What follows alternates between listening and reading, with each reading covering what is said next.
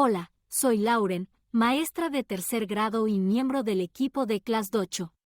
Vamos a ver cómo añadir padres y tutores a tu clase de Class 8. Conectar a las familias es fundamental para sacar el máximo provecho de Class 8. Cuando hayas incluido a las familias, podrás compartir momentos mágicos de clase en un lugar privado y seguro y comunicarte fácil y rápidamente gracias a los mensajes directos. Recuerda, Class 8 ofrece traducción automática a más de 35 idiomas, así que no tendrás que preocuparte por las barreras lingüísticas.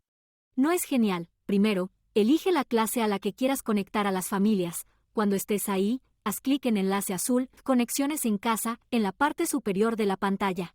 Ahí verás cuántos padres ya están conectados. Haz clic en Obtener invitaciones. Hay 3 formas de conectar a las familias. La primera es descargar copias impresas individuales.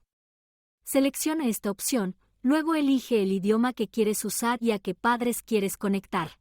Puedes seleccionar todos los padres o solo los que aún no estén conectados. Haz clic en Descargar copias impresas para generar un PDF imprimible para cada alumno con instrucciones sobre cómo iniciar sesión.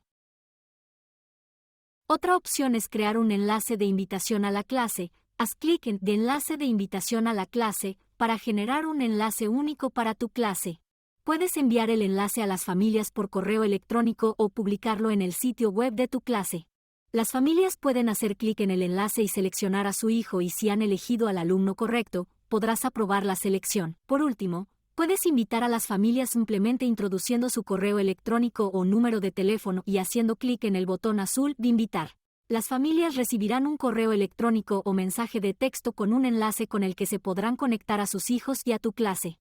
También podrán conectar con un segundo padre o tutor para que también estén al día. Esta es la mejor opción si ya has enviado las invitaciones, pero queda algún rezagado que aún no se ha conectado. Y ya está. 3 formas de conectar a las familias y crear una comunidad. A medida que se conecten más familias, verás cómo crecen tus conexiones en casa, con suerte hasta el 100%.